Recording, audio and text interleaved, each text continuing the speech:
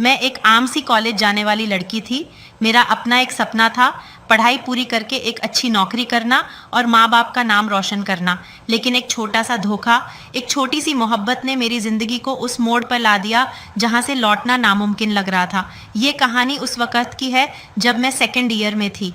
College की life नई नई थी, सब कुछ रंगीन लगता था। लड़कियाँ, क्लासेस, टीचर्स और सबसे ज़्यादा वो लड़का फरहान। फरहान मेरी क्लास का ही स्टूडेंट था। हंसमुख, स्मार्ट और बहुत मीठा बोलने वाला। उसे देखकर कोई भी लड़की उसका दीवाना हो जाए। शायद मैं भी उसी लाइन में थी, लेकिन मुझे लगा था कि मेरी मोहब्बत अलग है। शुरुआत हुई एक प्रोजेक्ट से। हमें साथ में असाइनमेंट करना था। उस एक हफ्ते में हम दिन रात एक दूसरे से बातें करने लगे। मैं अपनी हर बात उससे शेयर करती और वो मेरी हर बात को बड़ी गहराई से सुनता। मुझे लगता जैसे मेरी दुनिया बस अब उसी के इर्द गिर्द घूमती है। फिर एक दिन उसने मुझसे कहा, मारिया, तुम बहुत खास हो, तुम्हारे बिना जिंदगी अधूरी लगती है। मैंने थोड़ी झिझक के बाद उससे अपने जज्बात शेयर कर दिए।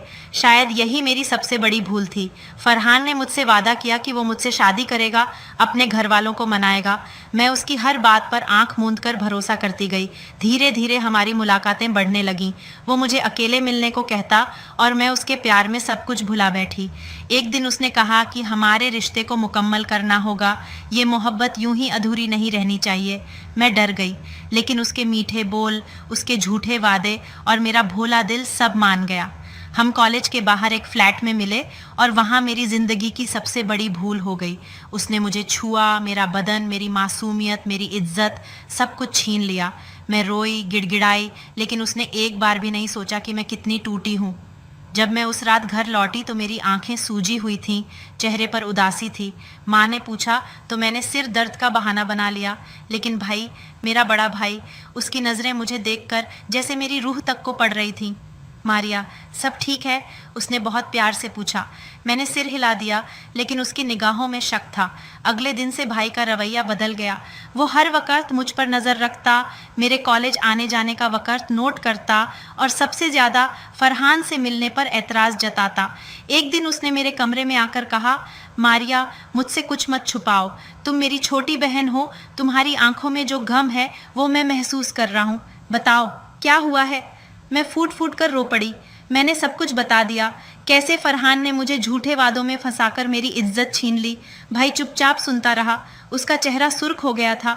मैं डर गई थी कि कहीं वो कोई गलत कदम न उठा ले, लेकिन नहीं, मेरे भाई ने कुछ और ही किया। उसने मुझसे कहा, देखो मारिया, तुमने जो भुगता वो बहुत तकलीफ देह है, लेकिन अब ज़रूरी है कि तुम अपने आप को फिर से संभालो।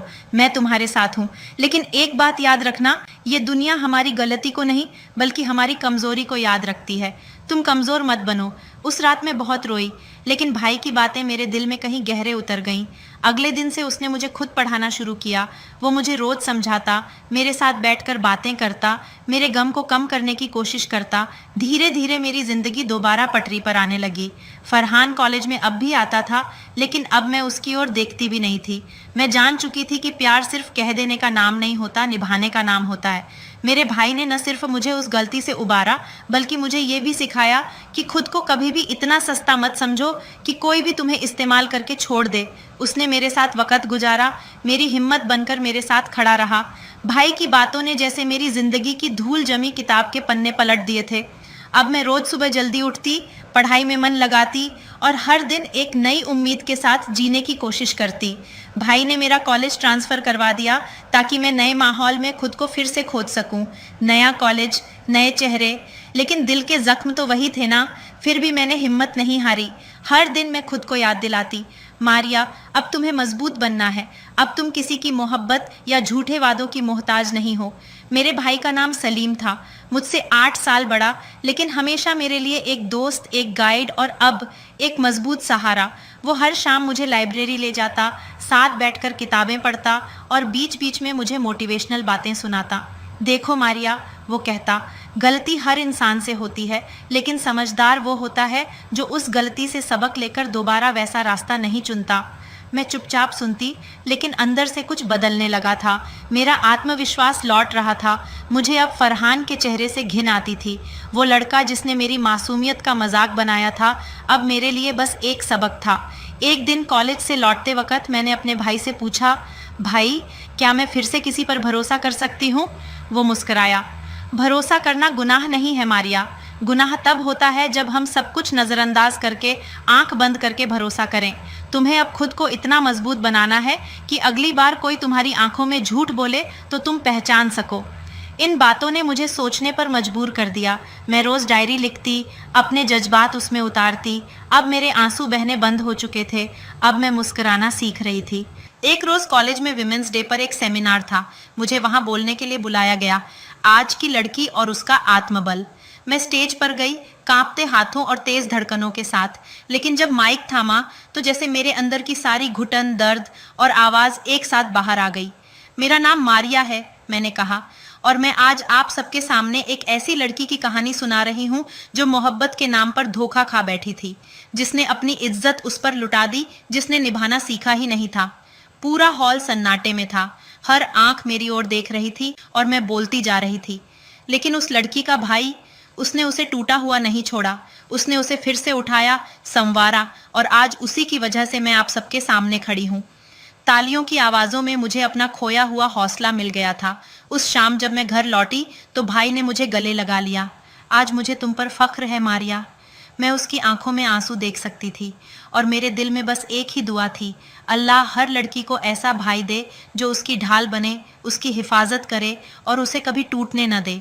उसके बाद मेरी ज़िंदगी में नई शुरुआत हुई।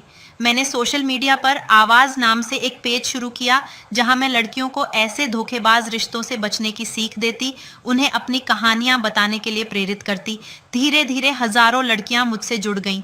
कोई अपने ज़ख्म साझा करती, कोई अपने डर, और मैं हर एक को यही कहती, खुद से प्यार करना सीखो। जो तुमसे सच्चा प्यार करेगा वो तुम्हारी इज्जत भी करेगा, और अगर कोई तुम्हारी इज्जत नहीं करता तो वो मोहब्बत के लायक नहीं। आज मैं न सिर्फ पढ़ाई में अव्वल हूँ बल्कि एक जागरूक लड़की भी हूँ, और ये सब सिर्फ मेरे भाई की वजह से। वो जो एक वक़्त था जब मैंने खुद को ख़त्म मान लिया था, आज वही वक़्त मेरी सबसे बड़ी ताकत बन गया। मुझे आज भी वो दिन याद है जब मैंने अपनी ज़िंदगी की सबसे बड़ी सीख ली थी। मुझे अब मालूम था कि अपने आप को कभी कमज़ोर नहीं समझना चाहिए। अगर किसी से सच्चा प्यार है तो वो उसे कभी नहीं धोखा देता, और अगर कोई धोखा दे तो उसका प्यार झूठा ही था। यही वो बात थी जो मुझे भाई ने सिखाई थी। कुछ महीनों बाद मेरे कॉलेज में एक बड़ा इवेंट हुआ। ये एक प्रकार का कॉलेज फेस्टिवल था जिसमें हर तरह की एक्टिविटी होती थी, डिबेट्स, डांस, सिंगिंग और एक बड़ा सा सेमिनार। इस बार मुझे पैनल डिस्कशन में शामिल होने का मौका मिला। मैंने एक विषय चुना, महिलाओं की स्थिति और समाज में उनके अधिकार। मेरे लिए यह एक नया अनुभव था, लेकिन मैंने सोच लिया था कि मुझे लड़कियों की आवाज़ बननी है। अब मैं सिर्फ अपनी ज़िंदगी के बारे में नहीं बल्कि हर लड़की की ज़िंदगी के बारे में बात करने वाली थी। तय दिन मैं तैयार होकर कॉलेज पहुंची। वहां बड़ी संख्या में छात्राएं और शिक्षक मौजूद थे।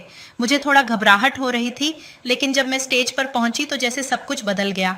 मैंने माइक थामा और अपनी बात शुरू की।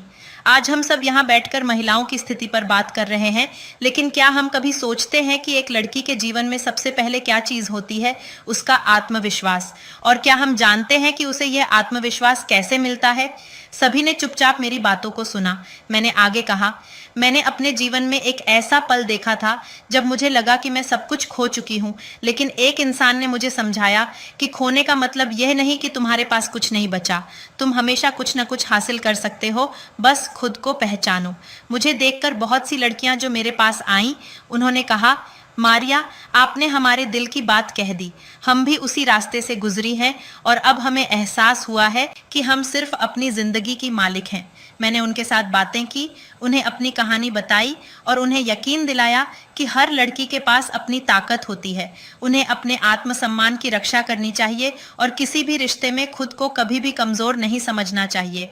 महिलाएं केवल दूसरों के प्यार के लिए नहीं जीती, हमें अपने आत्मसम्मान और आत्मविश्वास से जीना चाहिए। कोई भी अगर हमें धोखा देता है तो इसका मतलब यह नहीं कि हम खुद को नीचा समझें। हमें अपना आत्मसम्मान बनाए रखना है और जो गलती कर चुका है उसे सज़ा दिलवानी है। यह कहते हुए मैंने उस दिन का समापन किया और मंच से उतर गई।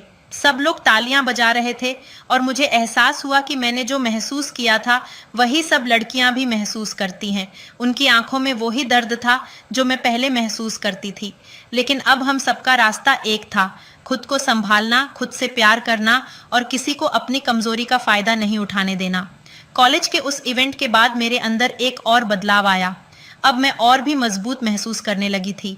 मैंने महिलाओं के अधिकारों के बारे में और ज़्यादा जानकारी जुटाई और एक ब्लॉग लिखना शुरू किया, जहां मैं महिलाओं के अधिकारों, आत्मसम्मान और उनके आत्मविश्वास के बारे में लिखती।